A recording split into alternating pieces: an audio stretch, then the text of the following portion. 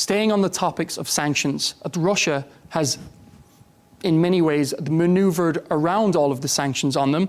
They're simply selling their oil over to China and to India.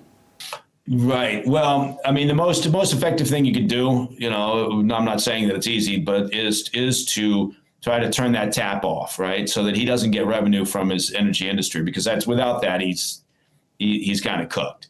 And that's the one thing that he can't afford. But you're right. They haven't been particularly effective because they've had loopholes in there large enough to drive, trucks through.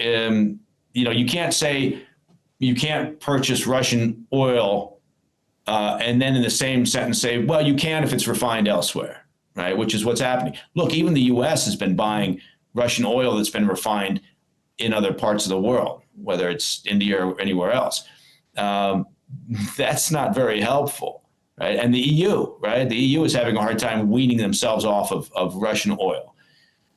So if they were able to enforce that part of it, right? And I think that the EU has come up with like its 19th sanctions package, right? And part of it is they're targeting the shadow fleet and some other steps. But if they were able to do that, and if the EU was somehow able to stop its use of Russian oil, and if they could stop China from, purchasing Russian oil, then you've got a chance. But, as you pointed out, it's a lot easier said than done.